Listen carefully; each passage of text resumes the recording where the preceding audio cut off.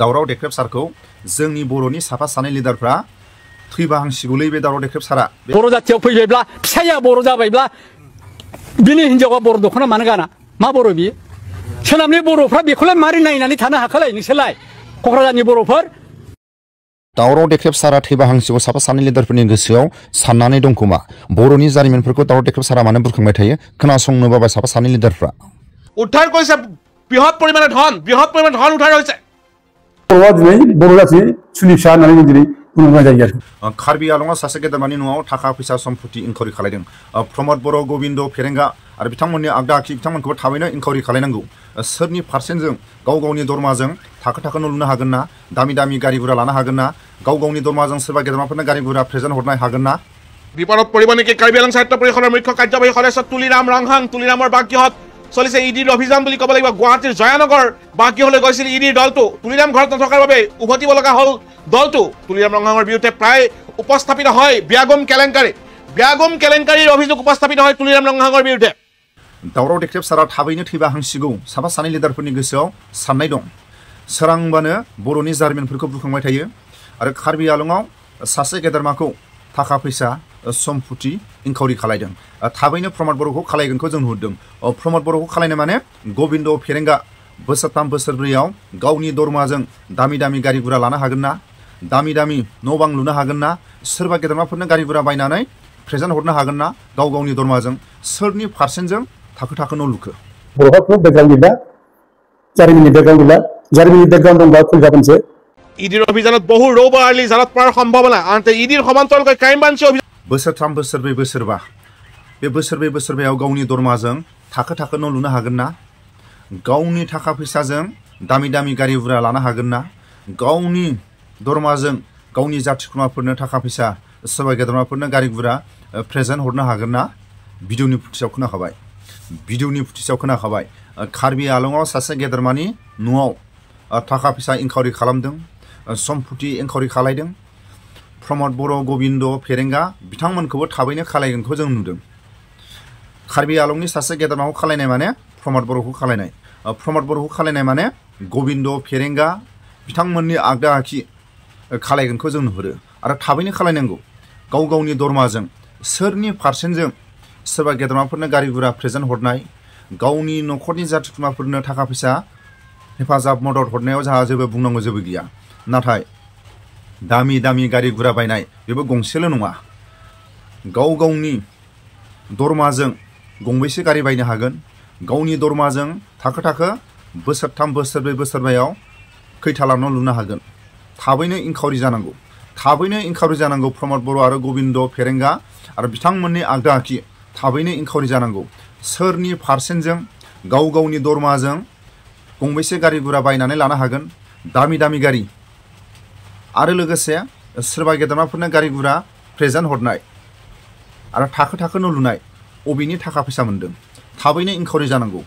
कार्बि आलंआव सासे गेदेरमानाव खालायनाय माने प्रमद बर'नाव खालायनाय प्रमद बर'खौ खालायनाय माने गोविन्द फेरेंगा बिथांमोननि आगदा आखि थाबैनो खालायनांगौखौ जों हास्थायो जों लुगैयो थाबैनो इनकाउरि खालायनांगौ सोरनि पार्सेन्टजों गावनि दरमाजों थाखो न' लुनो हागोन गारि गुरा बायनो हागोन सोरबा गेदेरमाफोरनो गारि गुरा प्रेजेन्ट हरनो हागोन बे मालाबाबो जानो हाया थाबैनो इनकाउरि जानांगौ आरो कार्बि आलंआव सासे गेदेरमानाव खालायनाय माने प्रमद बर'खौ खालायनाय आरो लोगोसे दावराव देख्रेब सारखौ जोंनि बर'नि साफा सानै लिडारफ्रा थैबा हांसिगौलै बे दावराव देख्रेब सारा बेबायदि साननायफोर दं खोमा मानो होनोबा दावराव देख्रेब सारा खस्थ' खालायनानै बर'नि जारिमिनफोरखौ बुरखांबाय थायो सानसे समाव गुवाहाटीखौ बे कामरुप जिल्लाखौ बर' हारियानो बा बर'आनो सासन खालामदोंमोन बर'नि जारिमिनफोरखौ बुरखांगासिनो दावराव देख्रेब सारा आरो दावराव देख्रेब सार बुंनाय आरो जारिमिनखौ बुरखांबाय थानाय खस्थ' खालायनाय बेफोरखौ साफा सानै लिडारफ्रा खोनासंनो बाबाय आरो दावराव देख्रेब सारखौ सोरबाया नायनो बाबाय साफा सानै लिडारफ्रा मानो गोदान बर'नि जारिमिनफोरखौ बुरखांबाय थायो दावराव देख्रेब सारा थैयोबासो जोंहा सान्थि जागोन होननानै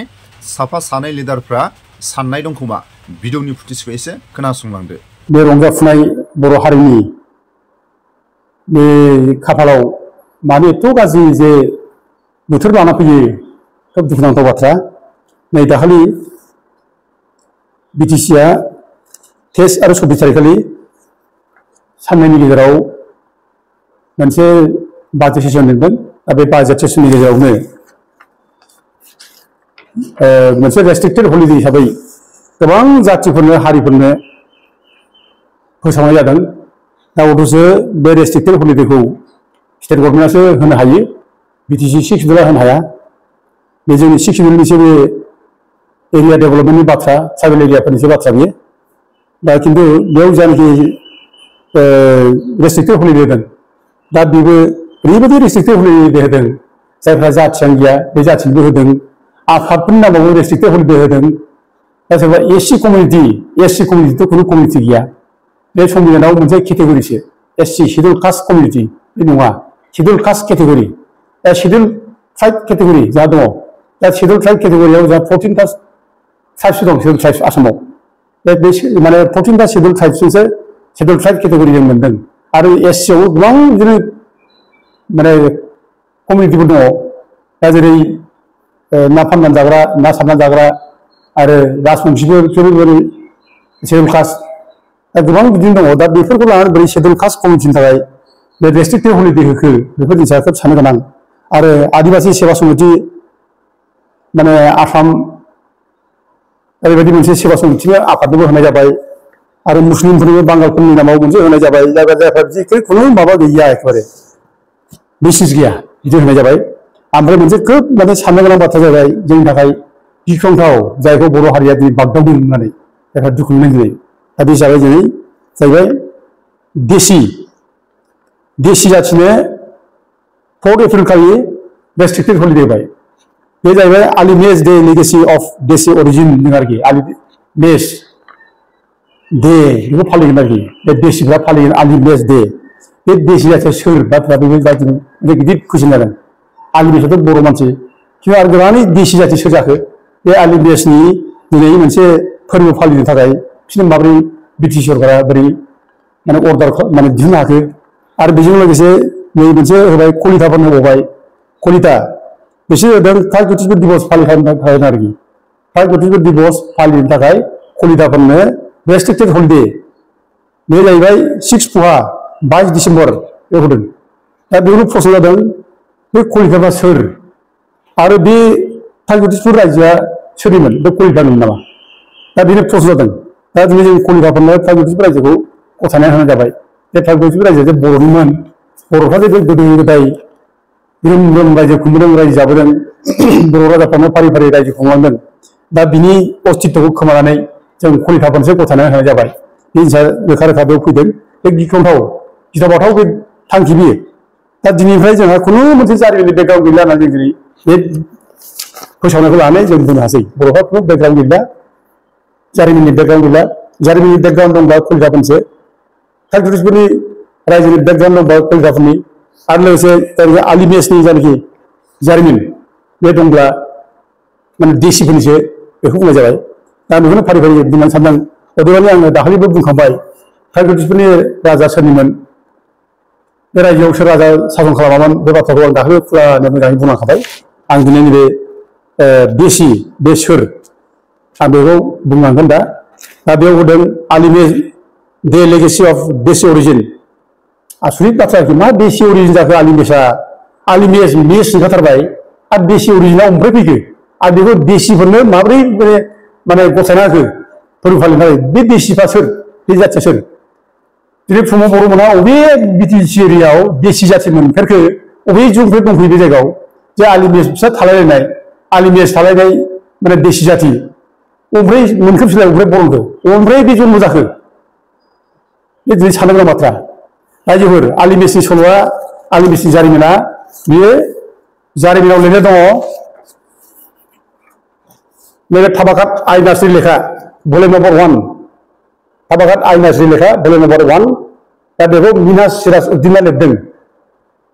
मौलाना मोहम्मद आबु अमर मिनहाज सिराज उद्दिन बे लिरदों बे लेखाखौ आरो बेखौ इंराजियाव ट्रेन्सलेट खालामदों मेजर ओइजि राबार्टि बे इंराजियाव ट्रेन्सलेट खालामदों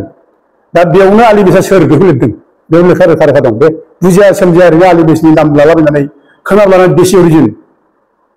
दा देसिया सोर देसिखौ बेंगलाव राजबंशिखौसो होनना बुङो दा अब्ला बुंना दं नामा जे फार्मारा बे देसिफोरनो जायनाखि बे आलिमेसखौ माने देसि लेगेसि होननानै बिसोर माने फोरबो फालिनो थिनदों अब्ला राजबंसिफोरनोसो हगारना होबाय नामा बे आलिमेसखौलाय नाथाय कुइसन जादों दा जोंहा नैबे लेखायाव लिरनाय बादिबा आलिमेसआ बिनि सल'आ बिनि हिस्ट्रिया 1206नि बाथ्रा बिनि सिगांखौनो जों बिनि आलिमेसनि लेखा जों फरायनो मोनाखैमोन मिथियाखैमोन 1206आव माने माबानि लोखनावती राजा बे आगोलाव सेनापतिमोन बियो माबानि दिनाव दिल्ली सुल्तान माने सुल्तान दिल्ली सुल्तान कुतुबुद्दीननि बे माने समाव सेनापतिमोन बियो दिल्ली सुल्तान कुतुबुद्दीननि समाव बे सेनापति बक्तार खिलजी मोहम्मद आई बक्तार खिलजी बे सेनापतिमोन बेयो उनाव बे बेंगलखौ सामलायनो थाखाय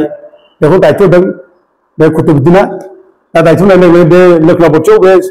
राजथावनि खालामनानै बे बेंगलाव दमन खालामजोबदों सासन खालामजोबदों आरो बे जाय गावनो राजा बादि जादों बेनिफ्राय बे मोनसे थांखि लादों बे गाव बे लोखनावतीनिफ्राय ओरै कामरुपजों फैनानै तिब्बतआव थांनो तिब्बतखौ गाग्लोबहैनो बे मोनसे थांखि लादों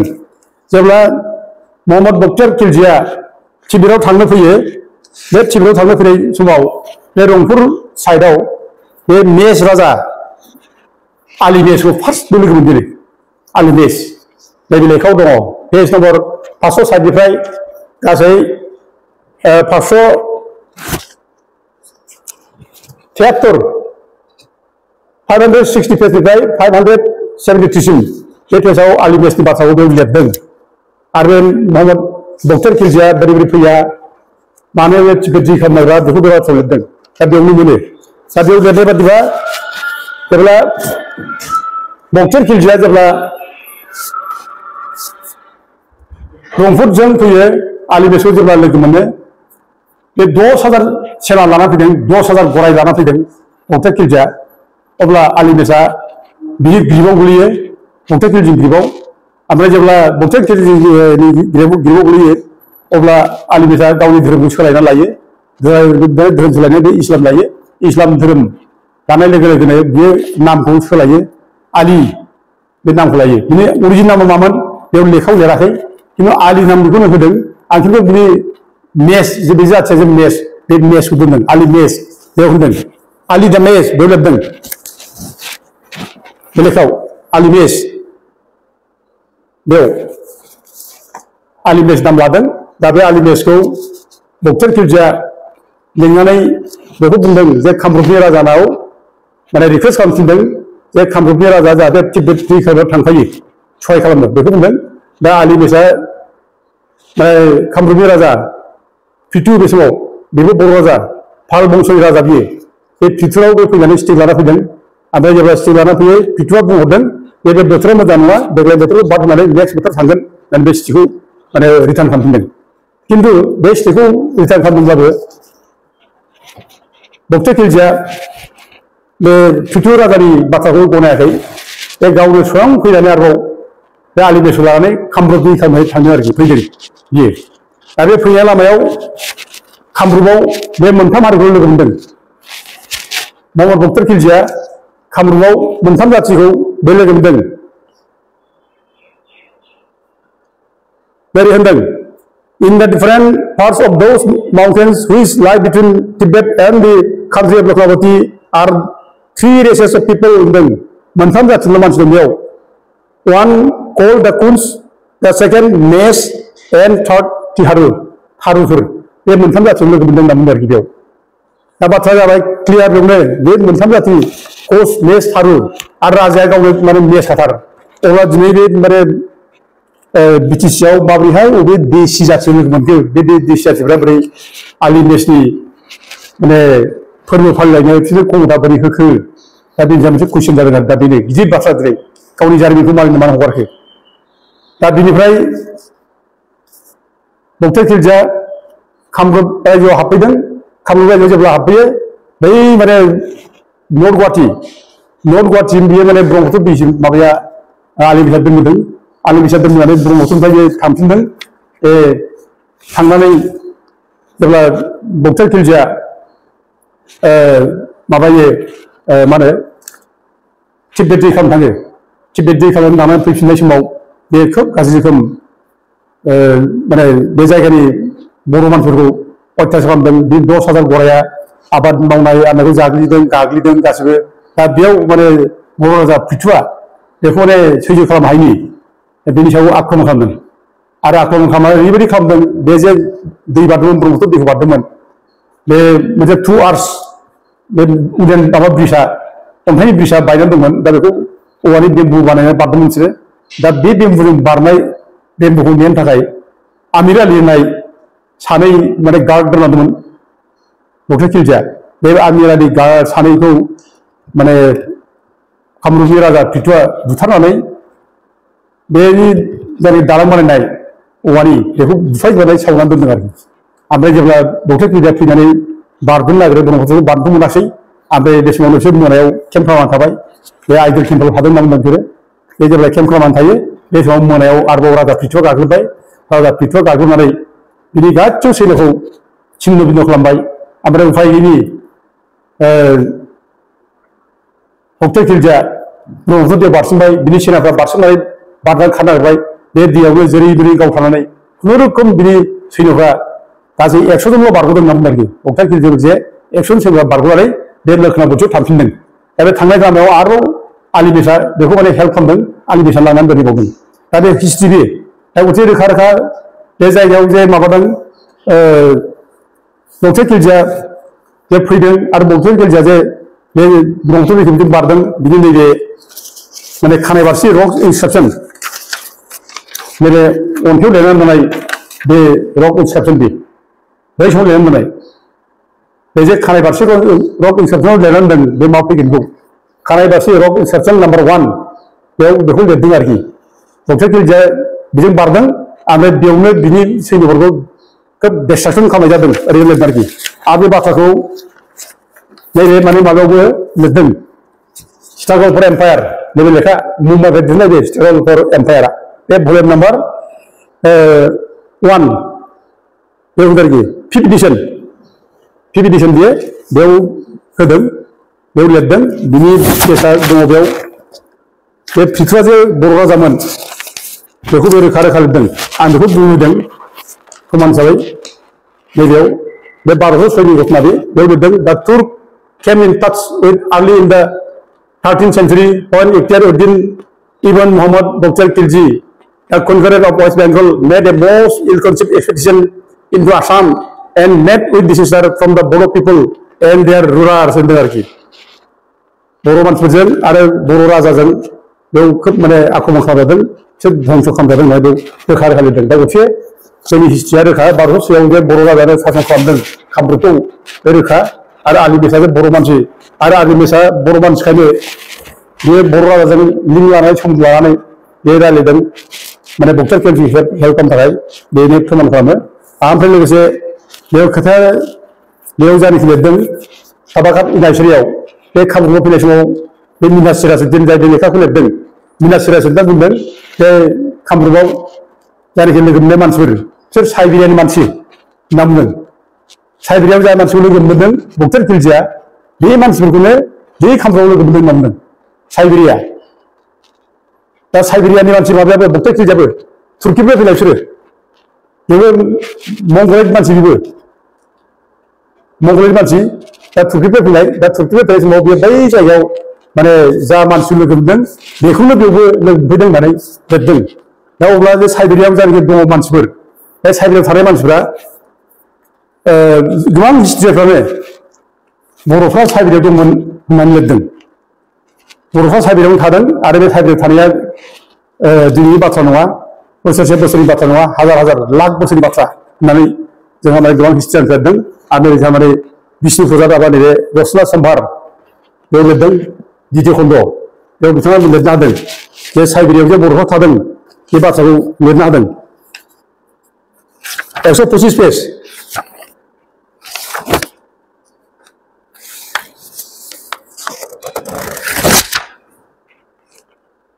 बेयाव लिरदों जे बर'फ्रा साइबेरियाव दंमोन। साइबेरिया बे साइबेरियानिफ्राय बर'फ्रा फैनाय आरो बे साइबेरिया सिबिराय थानाय जायगा होननानै लादों आरो सिबिराया बर'फोरनि माने बाथौ बोराइ होननानै बे लेखायाव लिरदों आरोखि। बेरेखा लिरदों दा गथे जों साइबेरियानिफ्राय फैनाय आरो साइबेरियानिफ्राय फैनाया बे 12th सेन्चुरियाव फैदोंमोन नङा 1200 फैदोंमोन नङा बे हाजार हाजार बोसोर सिगां बे फैदों आसामाव फैदों आरो बे हाजार हाजार बोसोर सिगां फैनायाव जोंना फार्स्ट आसामाव रायजो खुंदों ट्राइबेल्सफोराव बे जोंहा महिरंग दानबआ रायजो खुंदों आरो महिरंग दानबआ जे बर' मानसिमोन ट्राइबेल्सफोराव जे बिदि सिगां रायजो खुंजेनदों बेखौ गोबां जारिमिनगिरिफ्रा बुंदों नैबे खेल बरुवा बाहादुर दा दाख्लि मानसिफ्रा गोबाङानो फनजों बुंदों एसे बुंना हो बे महिरंग दानबनि बंस'आ सोर बबे लेखायाव बर' होननाय लिरनाय दं एसे बुंब्ला मोजां होनना बुंनायखाय आं सानदों बेखौ एसे खोन्थानाय मोजां होननानै नङाब्ला ओरै खुगाजों बुंब्ला मानसिफ्रा फोथायनो थान मोनो बेहाय दिनै बे बाथ्राखौ बुंनो सानदों दस्रा जि लेखाफ्राव दङ गोबांनो महिरंग दानबआ बर' मानसि थेवबो मोनसे लेखा उदाहरन आं होनो सानदों नैबे खेल बरुवा बाहादुर लिरनाय आर्लि हिस्ट्रि अफ कामरुप बे आर्लि हिस्ट्रि अफ कामरुपआव बेयाव लिरदों आं खोन्थासै होननाय दा आर्लिएस्ट मेनसन किं of Kamarup or Frankitisha, as it was known in more ancient times, was a non-Aryan named Mohirango Danabo. His name was evidently Mairong, for a hill on the 7 mile of the Guwahati-Shillong road is still known as Mairong Fatbot. It is shown in the modern map as Mairongko. The name Mairong was Sanskritized into Mohirang. It is clearly a Bodo name, and the people of this race who then invaded in the country were called Chirato and Mlesos, as they were Mongolian immigrants in Nargi. I will clear Bodo name of Katare. I would say the Maman says, Dingaman, a Mairong, a Boroman, benefit Bungahan, maybe tell Bodo Bahadur Lebanon, are going to the Kono, at least come to that day. I'm going to say, I'm going to already the Mabani, Pitura Gari Bongso. बे बंस'नि सोमोन्दैबो एसे बुंथिनायखाय आं एसे बुंनो सानदों पृथ्वीराजाया बेखौ फाल बंस' होनना बुंदों फाल बंस' दा फाल बर'फ्रा बोरै फाल जाखो बोरै फाल होनाय जागोन पृथ्वीराजाखौलाय दा बेयाव बे खोथाखौ नैबे the red river and the blue hills हेमबरुवा बे लिरदों बेयाव लिरदों बे पेज नम्बर 26 आव होदों पेज नम्बर 26 आव होदों the Palos or Hindus Burus will be the Palos or Hindus Burus. They consider considerable in Hindu culture and religion as also Sanskrit studies. They will be a Boro for Mariasde. I would have a teacher as a Boroman, and the struggle for empowerment of Adam, teacher Boroman. I would have a Baroso, so then he booked and killed Japan. Come to them, they come to the place now, booked and killed बे बर' राजाजोंनो माने गाग्लोबजादों आरो बे माबा खालामदों बे समाव बे destroy जादों आरोखि दा बे रोखा रोखा जाबाय ओमफ्राय बे बक्साइट बे समाव जायनाखि फैदों बे जायगायाव मोनथाम रेसेस अफ पिपल ओंखारदों बे मानसिखौ लोगो मोनदों मेस मानसि कच मानसि ओमफ्राय थारु मानसि बेखौ मोनदों दा अदेबानि बेयाव मोनसे क्लियारिफिकेसन होनो गोनां जायो कचफ्रा सोर बे मोनसे प्रश्न फैयो गोबाङानो जोंनि गेजेराव दिनै कच बे कचफ्रा सोर दा हिस्ट्रियाव लिरनाय दं कचफोरखौ सानजा फारसे कामरुपनि सानजा थानायफोरखौ कसारि होनना बुङो आरो कामरुपनि सोनाबाव थानायफोरखौ मेस होनना बुङो ओरैनो हिस्ट्रियाव लिरनाय दंखाथारो आरो बे लेंगुवेज सार्भेफ्रावबो बेयाव फरायबा मोनगोन आरोखि लेंगुवेज सार्भे बेयाव मोनगोन बेफोर दंथारो बे भलिउम नाम्बार 2 भलिउम माने 1 पार्ट 3 पार्ट 2 बेफोर दंजोबो आरो बे सिरिज लेखा बेयो एखे बिराद बुरजा सिरिज बेखौ माने गांफां बाय मोना खेबसे बायनांगौ आरो बेयाव मोनगोन बर'फ्रा बै समाव जे फालबो लिरदों बर'फोरखौ फाल डाइनास्टिबो होनदों बे लेखायावनो मोनदों बे लेखायावबो दङ ओंखारबाय ओमफ्राय कामरुप रायजोआव बर'फ्रानो सासन खालामदों बे बाथ्रा दिनै रोखा रोखा जाना फैबाय गथिखे दिनै जोंनि हिस्ट्रिखौ लानानै मालायनो होनायनि खुनु बाथ्रा गैया बे मेस बंस'खौ दिनै अबेबा मालायनो होननाय सोरबा डिसिफोरनो होनाय बे खोब माने अगियान बियो मुगैथाव जों बेखौ मुगैनांगौ आरो रायजो राजाफ्रा बिनि सायाव जों बिद्रह खालामनांगौ दा नैबे कचफ्रा सोर आं बे बुंनाय बायदि सानजा थानायखौ कसारि होनना बुङो ओमफ्राय सोनाबाखौ माने मेस होनना बुङो दा बाय हिन्दु लिबार्स होनना बुङो आरोखि दा बेनि जाहैबाय दा कचखौ मारै होनाय जादों दा कचखौ होनदों जायफ्रा बर'फ्रा माने हिन्दु धोरोम लानानै थांबाय बिसोरनो कच होनना बुंदों दा जाय हिन्दु धोरोम लानानै थांबाय बे हिन्दु धोरोम लायग्राफ्रा गावनि भाषाखौ गारनो हाया बे मेस भाषाखौ गारनो हाया मेसखौ रायलायबाय थायो आरो मेस भाषा खु भाषा गाज्रि भाषा खु भाषा बे जगनि तन्त्र बेखौ बुंदों आरोखि मेस भाषा खु भाषा आरो खु भाषा रायलायग्राफोरखौनो खुबास माने कस होननानै दोननो हादों आरोखि बेखौ जगनि तन्त्रआव बुंदों दा गथे बे मेसखौनो कसानो मेस बे एखे बाथ्रा दा गथे जों दिनै बे कसफोरखौ आलादा खालामनानै आरो कसनि हिस्ट्रिखौ बर'नि माने हिस्ट्रिनिफ्राय आलादा खालामनानै मेसनि हिस्ट्रिखौ कसाव लगायनानै जोंनि हिस्ट्रिखौ गैया खालामनो नागिरनाया बेबो थिग नङा दा जों दिनै बै जायनाखि बर'नि जारिमिन बे जारिमिनखौ जों लाखिनांगोन आरो जारिमिना जोंनि हारिनि मोनसे माने सिनायथि खाम्फा जारिमिन गैयाबा जोङो थांना थानो हाया जारिमिनासो जोंखौ माने सिनायथि जों ओमफ्राय फैदों जों मा जाथि जों मामोन आरो बेनो जोंखौ दिनै थुलुंगा होदों जोङो बे दावगानांगौ दा बेनि थाखायनो दिनै रायजो बिनो दोनदों दिनै बर' रावा ओइथिदोलाव हाबदों बेनि थाखाय हाबदों दा गथिखे जोङो जोंनि जारिमिनखौ जोङो दिनै लाखिनांगोन ओमफ्राय मोनसे बाथ्राखौ आंखौ माखासे जोंनि लोगोफ्रा बुंहरबाय थादों जे बे माबाखौ एसे खोन्थाना होबाव होननानै बे 4th सेन्चुरियाव बे बलबर्मननि फिसाजो अमृता प्रभुआ ब्रह्मना जे जम्मु काश्मीराव हाबा जाहैदों बिनि सोमोन्दै एसे लेखायाव लिरनाय दं बर' सिख्ला होननाय बर' हिन्जाव होननाय बेखौ जे बुंब्ला मोजां मोननायखाय आं नैबे माबाखौ बुंनो सानदों जेरै रसना सम्भार लेखायावनो लिरनाय दं बलबर्मननि फिसाजोखौ माने बर' सिख्ला होननाय आरो गुबुन अनेक लेखा दं माने बलबर्मन फिसाजोखौ जम्मु काश्मीराव लांनाय बाथ्राखौ गोबां लेखा दं बेखौ रोखा रोखा दंबाव बर' सिख्ला अमृत प्रभा नामर आजिও काश्मीरर अमृत मठ और लाभ भाग आसले जयगान गायासे होननाय अमृत प्रभा ब्रह्मखौ बर' सिख्ला होननाय रोखा रोखा बेयाव दं आरोखि दा गथे जोंनि हिस्ट्रिखौ लानानै जों डाउट खालामनाङा बे जम्मु काश्मीराव जे जोंनि राजखुंग्रियानो हाबा जाहैदों आरो बे जम्मु काश्मीराव जे बर' भाषा रायलायोमोन गोदो गोदाय जोंनि कालचारजों जा सोमोन्दो दंमोन कामरुपनि कालचारजों दा गथे जोंनि हिस्ट्रिनि दा जोंनि प्रागज्योतिषपुर हिस्ट्रिखौ जों गारनानै जोङो गुबुन जाथिनो जोङो माने होनो हाया गुबुन जातिनि हिस्ट्रि होननानै जों बुंनो हाया बेनिखायनो नैबे जायनाखि दाखालि बिटिसिआव जा डिसिसन लाबाय बे प्रागज्योतिषपुर दिबस बे कलिताफोर होबाय जों बेखौ माने हेंथा खालामनाय जाबाय बेरेखा खालामनाय जाबाय आरो इतिमध्य जों बेखौ अलरेडि मिडियायावबो होखानाय जाबाय दाखालिबो बुंबाय आरो खुंफुंनाय जाबाय आरो जों फैगौ मंगलबार खालि जों बेखौ फर्मेलि आरोबाव जोङो बिटिसि माने प्रिन्सिपाल सेक्रेटारिजों जों लिरनो हागोन बेखौ उइद्र' खालामना लानांगौ उथायनांगौ आरो बेखौ उथायनानै जुदि लायाबा जों मोनसे गोख्रों मोनसे माने आन्दलन खालामगोन जों बे बाथ्राखौ जोङो माने मेम'रेन्डाम होगोन दा जों रायजो राजाखौ खावलायो बेयाव जाहाथे जोंजों सहाय होयो आरो जोङो जोंनि हिस्ट्रिखौ जों जेरैबो लाखिनांगोन जों मालायनो हाया दा बुंनांगौ बाथ्रा बेनो दिनै बे प्रमद बर'मोनहा एथ' जे बिदि गाज्रि मोनसे डिसिसन लानो हादों बिसोरनाव माने एसेबो साननो हानाय मेलेमा दंना गैया जाखो बाथ्रा बे फैबाय दिनै एफा गिदिर क्रुसियेल डिसिसन बियो गावनि जारिमिनखौ गावनि सिनायथिखौ नोङो नागारनानै नुंखायनानै मालायनि सिनायथि होनाया मालाय जाथिनिसो नोङो क्षमता होनाया बेनिफ्राय गाज्रिसिन सोर थानांगौ आंथ' बुंलायदों दिनै गावनि अस्तित्वखौ मालायनो होनानै जानाय बेनिफ्राय माने गाज्रिसिन फिसा बर' जाथियाव सुनि फिसा बुलाय रावबो थानाय नङा आरोखि बेबायदि गैया रावबो सुनि फिसा बेहा माने साननो हानाय मेलेमानो गैया नामा दिनै एथ' गावनि खाथि खाला मानसि दं पार्टियावबो मोजां मोजां मानसि दं बिसोरखौ दिनै बेखौ एडभाइस होनांगौमोन फोरोंनांगौमोन जे नैबेसो बिदि नङा बेखौ बुंनांगौमोन दा बिनियाव खाथियाव जाय थायो बिसोरबो माने बिदि माने स्टाडि गैया नामा बिस्रा बिसोर मिथिया नामा बर'नि हिस्ट्रि बा बर'नि जारिमिन नामा माबोरै जेखौ मोनो बेखौनो बुंलांनाय जेखौ बेखौनो मोनो मावलांनाय बेखौ जों बोरै रायजोफ्रा गराय हानांगौ दा जों ओंखायनो बुंदों बे प्रमद बर'आ दिनै बर' जाथिनि सुनि फिसा होननानै जों दिनै बुंनो गोनां जायो आरो जों बुंनांगोन आरो दिनै बे खेथ्रआव जों दिनै गुबुन गुबुन बिसोरनि थाफानाय आफादफोर दिफेन बर'फोरखौ जों बुंनो लुबैदों दिफेन बर'फोरा दिनै माने बर'फोरनि बाथ्रा बुंबाय थायो बर'फोरनि आदर्शजों सोलिग्रा होनना बुंबाय थायो दिनै बड'फाया आलादा रायजो बिनानै